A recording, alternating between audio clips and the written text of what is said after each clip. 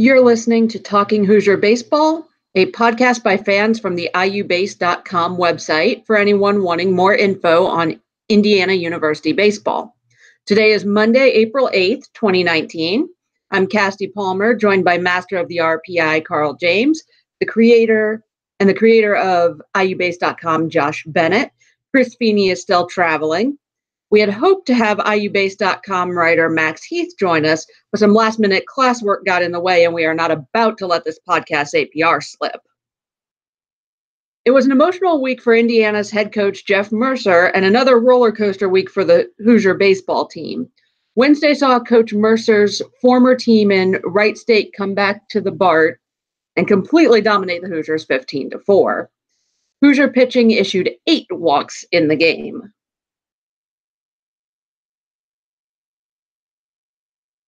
Our inability to throw a fastball where we want to.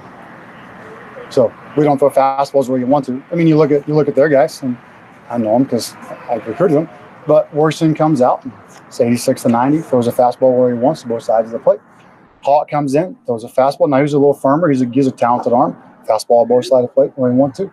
And we didn't do that, and we don't do that. And then when we do that, we throw fastballs in the middle. And that's a real team. I mean, there's a lot of those guys on that team who play pro ball. And will have long careers. And so if you throw fastballs at 90 down the middle, they get hit, just like everybody else does. Next up was Penn State, another team with ties to Hoosier coaches. I want to thank Coach Cooper at Penn State one more time. Everything that I am in baseball is because of him and my dad. He took me in when I was a transfer. He made me his own. He made me family. He loved me. He showed me how to be a leader. He showed me how to invest into young men and to give of myself completely into people. And our staff does that. And that's all from Coach Cooper. Justin and I both learned that from him. He got me into coaching. He encouraged me. He showed me the ropes when I had a tough phone call to call or going through some tough times in coaching when I was young. He was always there for me. He got me jobs. He elevated me at every step. And I love him. And Penn State's very fortunate to have Coach Cooper. And that's a tough bunch of dudes over there, competitive, and you can tell they have a great culture. But I love Coach Cooper, and I want to make sure that he gets credit because I wouldn't be here, and Justin and I wouldn't be here if it wasn't for him. So. The Hoosiers then started off the weekend with another low-scoring Friday loss, spoiling the second straight quality start from ace pitcher Paulie Milto. He's the first true high RPM fastball guy that we've faced all year. And I wasn't upset with the way that we attacked him. We had a great plan going in. We had our work in the cage with the machines, the video work. It was a very well organized plan, and we really did try to attack that plan with a heavily left-handed lineup. And the right-handed guys that we have, their swings are not built for that. You have to really be precise in how you attack that guy. And pulling down in the zone, pulling down, and we tried, but the ball just rides up. It looks like it's at your belt, and it rides to your letters. And storms in the forecast on Sunday prompted a Saturday doubleheader to conclude the series. This put IU in the unenviable position of needing to sweep a twin bill in order to get back on top in the standings and not suffer a home series loss.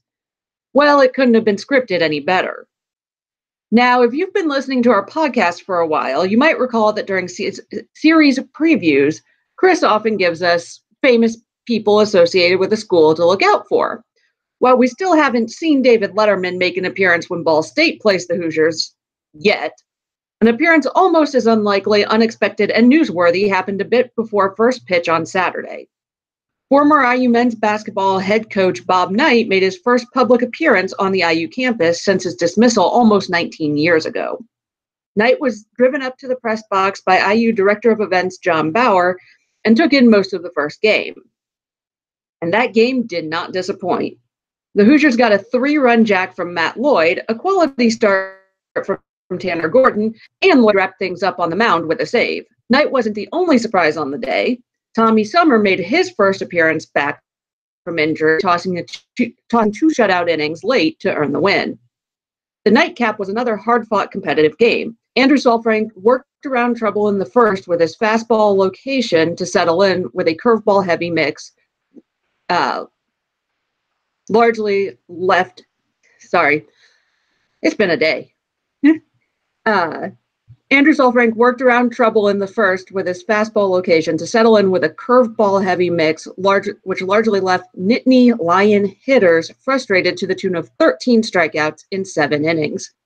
Grant Sloan's heat in the 8th and another save in the same day by Lloyd closed the door on the series win. Oh, and Lloyd also had the game-winning hit, a 2 RBI single in the 5th. So, Josh, why don't you get us started with your Hoosier highlights? Thanks, Cass. My Hoosier highlight for the week is going to be Justin Walker's defense at short. I know he hasn't had much playing time recently, but he came into the game late Friday night and immediately made an outstanding sliding backhanded play in the hole, then threw a strike to first to save at least 2 runs and keep the game close. He made another one almost identical to that one in one of the games on Saturday, and just a bunch of plays ranging right, left, coming in on balls. Really looked solid on the defensive end. I know that can't be easy to stay sharp and keep a good attitude, but he answered the bell this weekend. So, Carl, what's your highlight for the week? Well, during the first game of the doubleheader, I remember we were over on the first base side, and I remember looking at the bullpen, and there's a pitcher hanging over the bullpen when when one of the Hoosier players got to a 3-ball count, and they're doing the everybody clap your hands, and there he is with his glove clapping his hands with the crowd. It was just like, huh, he's getting into it. And who is that, by the way? And I'm looking like, oh my. That's Tommy Summer. Is he just throwing? What's going on? And then he comes in, he throws 2 scoreless. That was a big highlight. I think he's going to be he's a much needed piece. Whether it's going to be continuing to be a key player out of the bullpen, or if he's going to eventually get back into a starting role, whatever that is, Tommy Summer is a nice breath of fresh air to this pitching staff. Cass, what's your highlight? I'm going to go with Andrew Solfrank's pitching yesterday, or I guess on Saturday in the second game, because he got into a little bit of early trouble, but then he locked down and went 7 innings. With Solfrank, you can usually tell if he has it or not, right? It's either he absolutely doesn't have it, or he is locked in and pitching great. So to see him kind of have a little bit of struggle early, but then bounce back from that in the same game was really, really good to see. So now it's time to give out the red belts. I had the fun task of picking them last week with Feeney out, so Josh gets it this week. Who earned belts this week, Josh? All right, thanks, Cass. I'll start with the Joey Donato Award this week. Sally was really impressive in Game 3 with 13 strikeouts and only 2 walks in 7 innings. But I've got to give it to Matt Lloyd for his 2-save performance on Saturday. Coming into that second game with absolutely no room for error with the series on the line, it was just big time. With the 2 saves this week, Matt also moves into second all-time in career Big Ten saves at IU and only trails Ryan Halstead by 2. So congrats, Matt.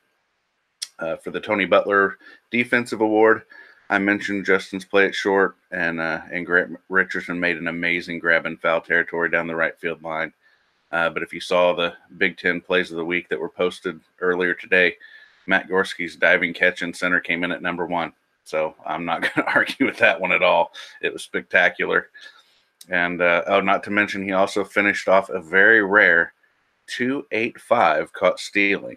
I'm sure it was planned, but a nice feather to the cap on that one. And then for the Alex Dickerson Award, I thought about going with Matt Lloyd for this one as well, and giving the Mats a sweep this week. But I'm going to go with Cole Barr for his go-ahead hit in the 8th inning in Game 2 of the series. Up to that point, between Games 1 and 2, the Hoosiers had scored in only 1 of the 16 innings. If he doesn't get that hit there, we could have been looking at a series loss with 1 game still left on the day. Kind of You've got mail. You've got mail. Sorry, hit that early. You're good. Or an extra inning game that could have really screwed with the bullpen. Man, we need Feeney back. Goodness sakes.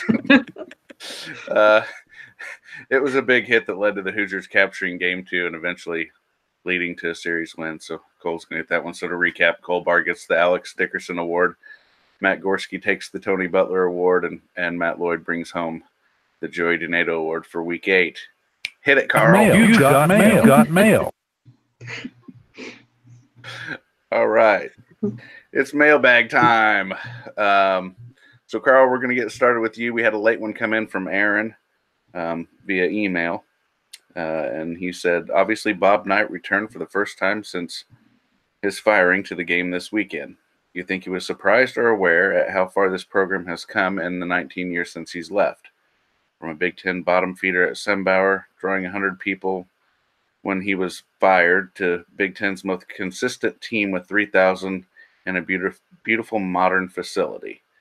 Do you think that thought crossed Knight's mind Saturday? Thanks, Aaron.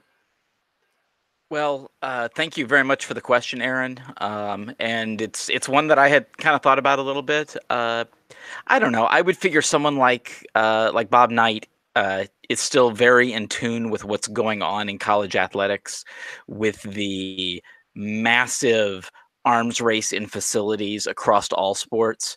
So I don't think it would be a huge surprise. I'm sure he heard some inkling of the 2013 College World Series team. His association with Indiana University means he's probably heard a few things. But that's just a complete guess on my hand. I would have to think he would be somewhat surprised and delighted with the facility and the quality of play. They put on a good show for the game that he was there, and probably overall though it was an opportunity at the particular time, and I'm sure Bob Hamill was probably involved in that decision to what event they were going to go to, one they could probably get into quietly but still be able to have press to be able to say, yeah, he was there, he did it, he came back to campus. So for our next question, this is from Carl Cass. Carl asks, can you give a statistical breakdown of our offense versus Friday night starters, Saturday night, Sunday, and midweek starters? Well, thank you for your question, Carl. And the numbers are kind of stark. And the first thing I'm going to say is poor Paulie. He is going an average of 7 innings per game. And the whoever pitches on Friday is giving up under 3 runs per game, 2.5 of those earned. And the offense is putting up just over 4 runs per game. And that includes the 18 runs versus Canisius on that Friday night game. If you take that game out, it goes down to 2.4 runs, which means that despite giving up so few runs on the pitching side, they are actually giving up more runs than are scored on average on Fridays. And on Fridays, the Hoosier offense gets a run on average every 1.7 hits, which is actually still pretty decent. But with this team, it just doesn't work. When you look at Saturdays, that number goes down to 1.4. And on Sundays, the Hoosiers actually score a run statistically on every hit. It's kind of weird to think about when you start working in walks and extra base hits all together. It gets pretty interesting. I don't know that I've ever seen that be sub 1, but it's getting pretty close on Sundays, and midweeks they're at 1.1. So on Fridays, they just don't hit as well. That's kind of to be expected. It's the Friday night starter. We've got our Paulie. They've got their version of Paulie. Runs are always going to be hard to come by. But one of the big differences is the number of walks drawn. This is, again, probably more about the quality of opposing pitchers on non-Fridays. But the Hoosiers are drawing just over 2 walks a game on Fridays. By the time you get to midweek, that goes up to almost 6.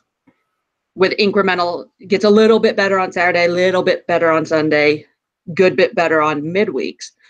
Again, on midweeks, you're throwing untested guys. You're throwing guys who might work out of the bullpen on the weekends, you're not necessarily throwing your guy with super duper low walk rate.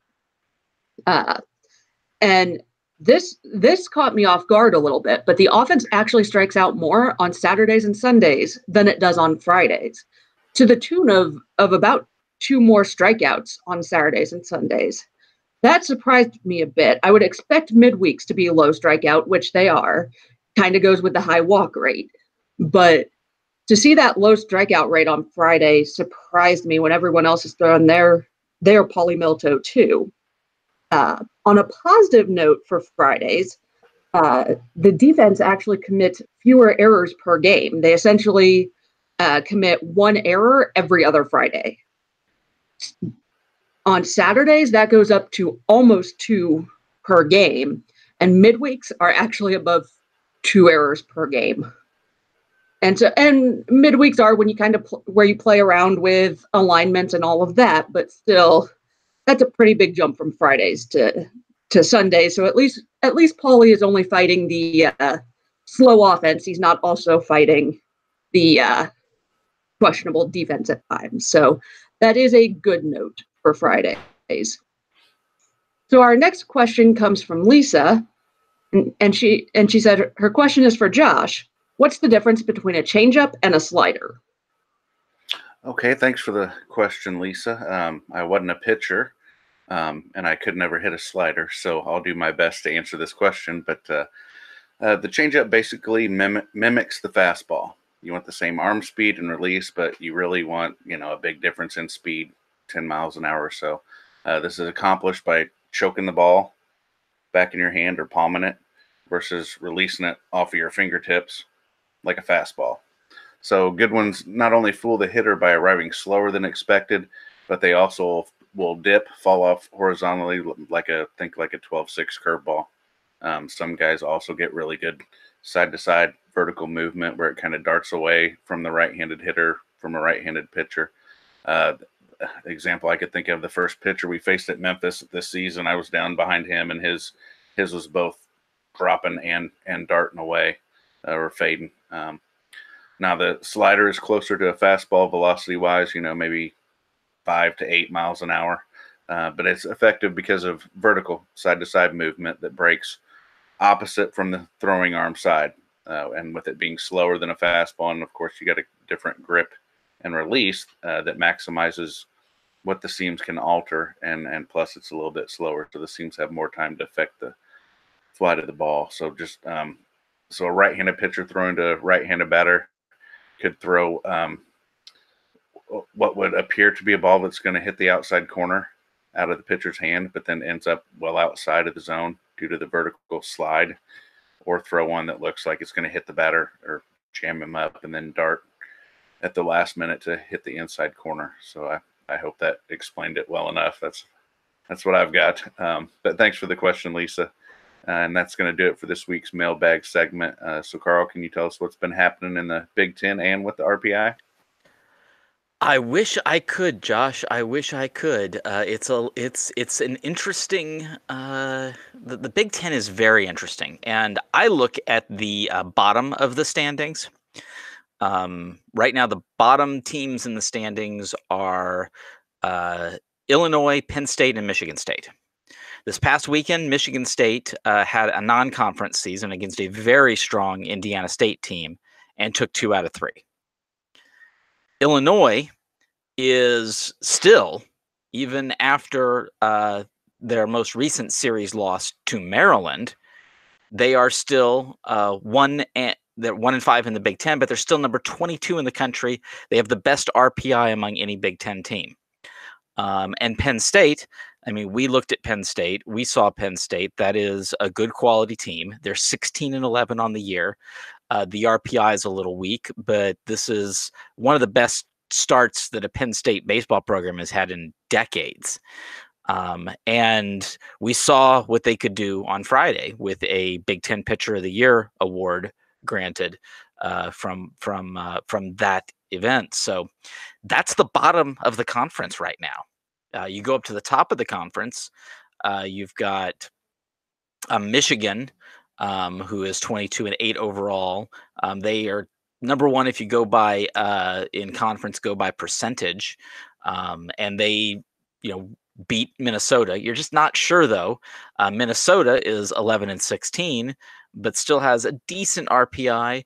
The Michigan trip did not help them much, losing that, but they're still 6-3 in the conference. They're still near the top of the conference.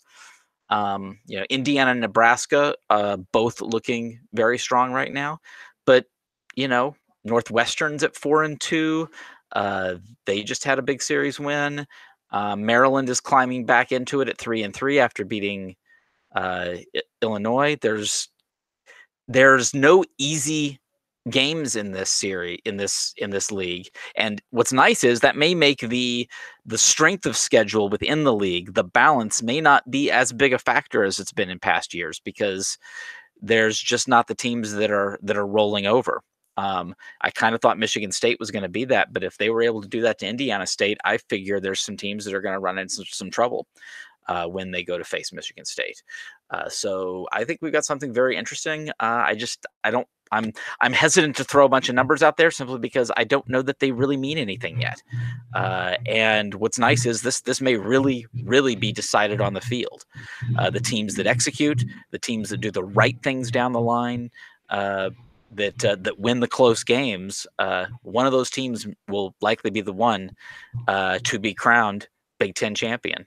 Obviously we're pulling for the Hoosiers to become that team, and at 7-2, they're off to a good start. Cass, what else do you have for us stats wise this week?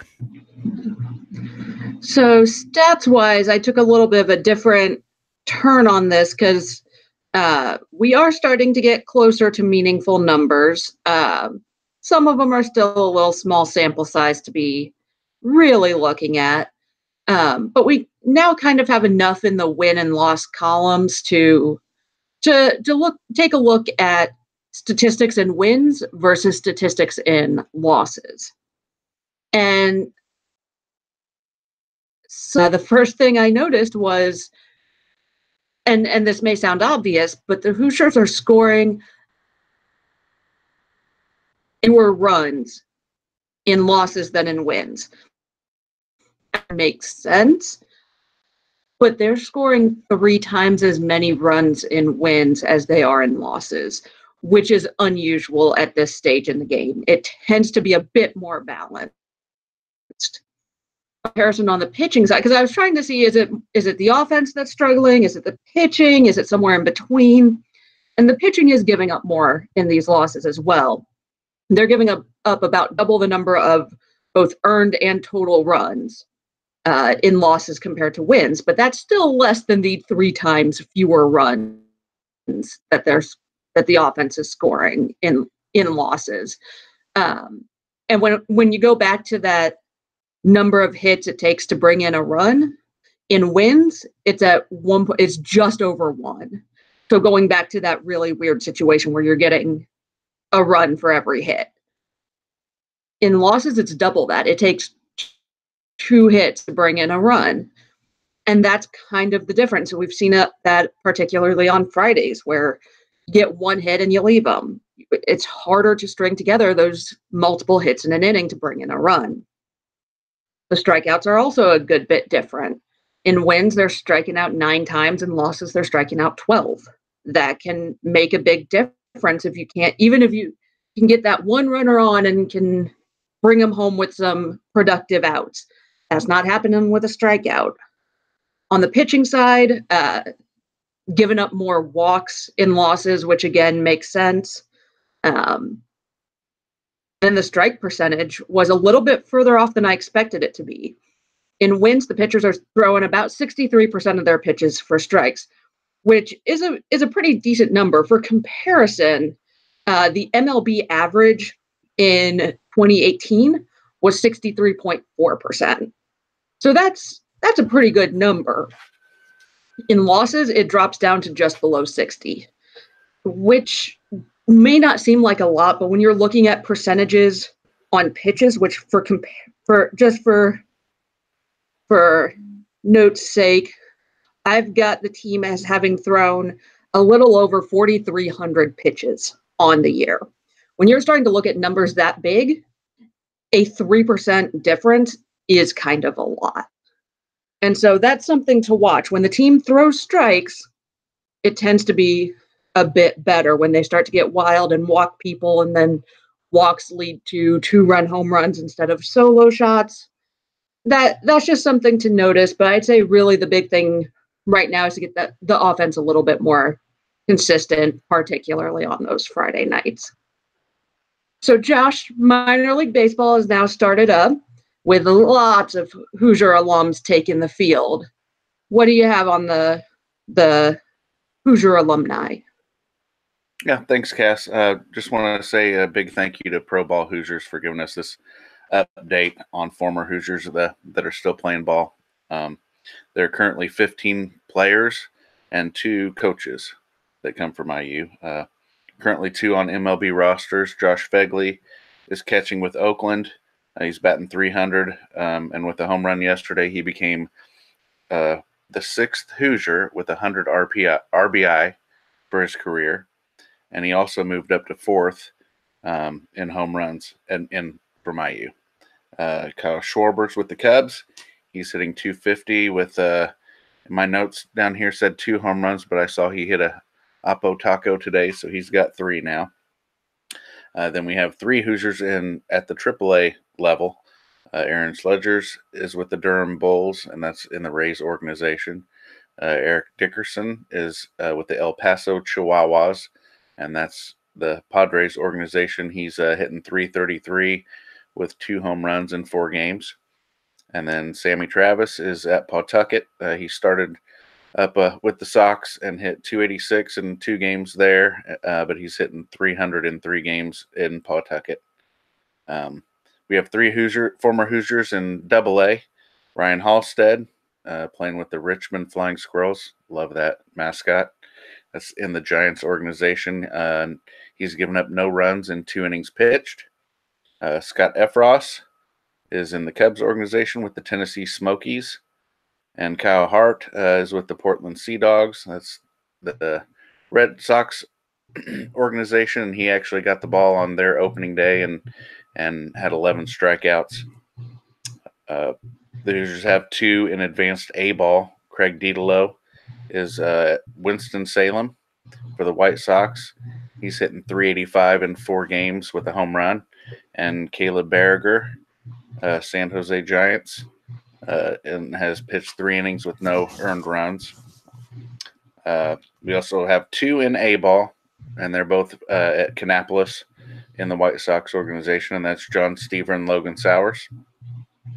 We have 2 in extended spring training. Timmy Heron is with the Indians, and Luke Miller is with the Gulf Coast League Phillies.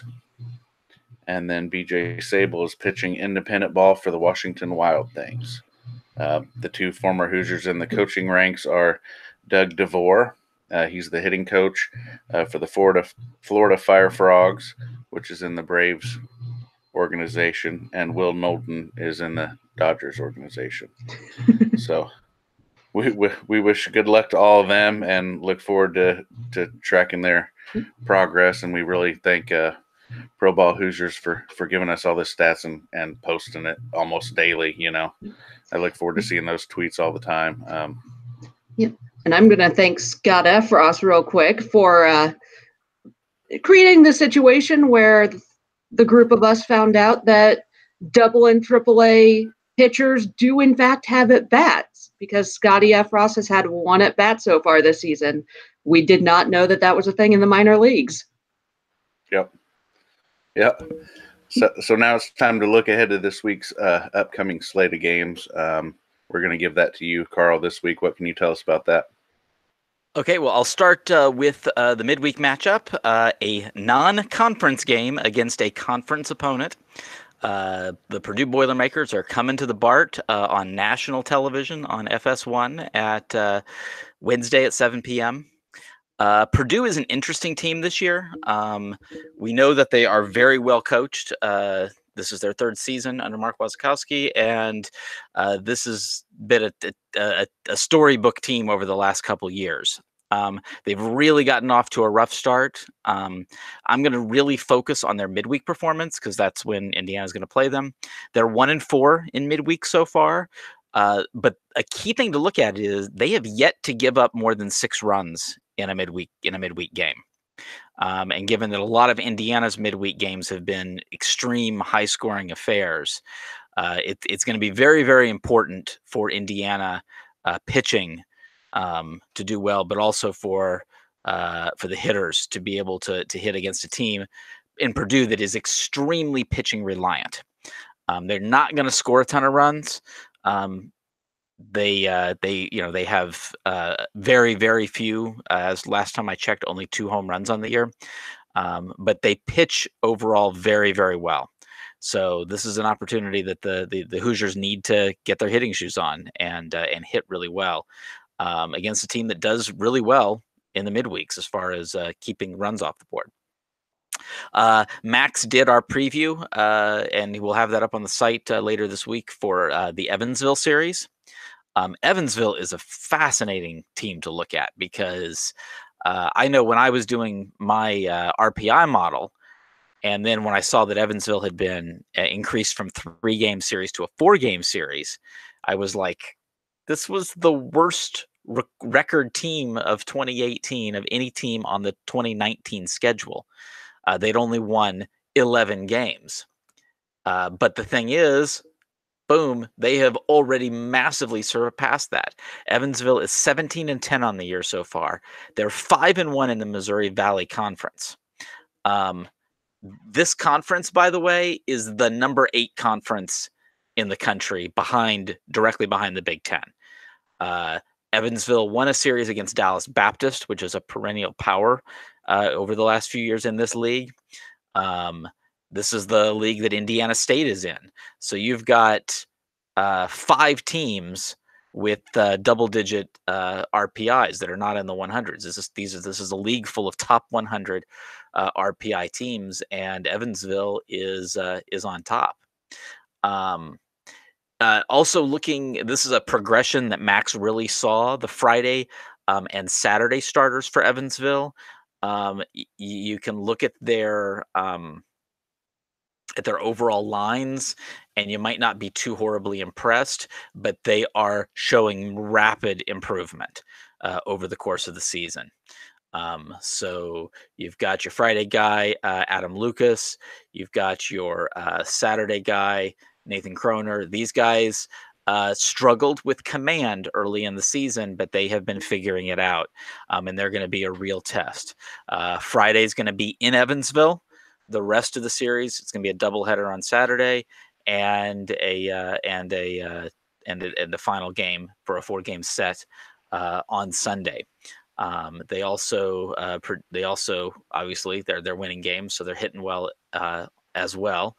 The bats to watch are going to be outfielder Nathan Reeder. He's started all the games. He's got a .337 batting average. They also have a sophomore in Tanner Craig, who was he leads the team in strikeouts. But he's seeing a lot of off speed. He's at a .291 average. He does have 3 bombs, as does Reeder. So this is going to be an interesting challenge. This is a really powerful league, and Evansville has been representing it well. And they have something to prove. Indiana State, who's a rival of theirs in the same league, has started out really good against the Big Ten up until this Michigan State series. These 2 leagues are obviously close together and competitive, and we've seen some very competitive and interesting games between Evansville and Indiana in the past, and this is going to be a very fun series. Josh, do you have any final thoughts for us this week? Yeah, I know Cass mentioned someone in the intro, but I just wanted to give a shout out to a guy who's probably underappreciated by most fans at the BART, and that's Director of Events John Bauer. Not only does he directly oversee what happens at the BART, but he also is responsible for men and women's soccer and swimming and diving. I'm sure some of those events he has hosted for those sports are more challenging than most for baseball, but what he did on Saturday was impressive in my opinion. most of us fans just show up to the game and don't think about what all goes into it to making it happen. But this is what his day looked like on Saturday, and I'm sure I'm leaving out a lot of things. I know he gets meals for umpires and other things, escorts teams to buses, but he gets to juggle a doubleheader after it gets moved into one late Friday night. And he also had to set up security and logistics to foster one of the most notable events that's happened on campus in decades with the return of Bob Knight, and managed to do so without it leaking to the media. But probably the most impressive thing to me personally that I saw him running from the dugout to the clubhouse in a suit towards the middle of game 2 on Saturday. About 2 minutes later, he comes back out in his regular attire, putting his earbuds back in, and I managed to catch up to him a few innings later and asked, "Hey, what's the jacket and tie all about?" And he told me that he took his daughter to Daughter Daddy Dance. I'm like, really? So with all that's going on with this day that's just happened, you managed to take time to be there for your daughter and make memories with her. Hey, man, JB, all the red belts to you. So, Cass, any final thoughts before we wrap up tonight's show? Yeah, one of the things that I was thinking about as I was looking at the stats and putting those together was and perusing Twitter a bit, looking at what's going to happen with this team when it gets fully healthy. You've got Tommy Sommer, who at least appears to be on the mend. He might not be ready to start yet, but you've got Paulie, Tanner, and Andrew, who are all throwing fantastically. Do you break that up to put Tommy back in the weekend rotation when Logan Kalitha gets back? I mean, you've got Elijah Dunham and Grant Richardson, who have played phenomenally, and you're not taking Matt Gorski out of the game in any way, shape, or form. And Wyatt has done pretty well behind the plate in the absence of Ryan. So it will be interesting to see how things shake up once this team gets fully healthy again. And that's just something to keep an eye on as we move closer to that week by week. But that will do it for this edition of Talking Hoosier Baseball. Read up on Indiana baseball at iubase.com. Follow us on Twitter at CUAtTheBart and at IUBase17. Please leave a review on iTunes, Google Play, or Stitcher. For Carl James, Chris Feeney, and Max Heath, who aren't able to be here, and Josh Bennett, I'm Cassie Palmer. See you at the Bart. I'm going back to Indiana now to see my baby in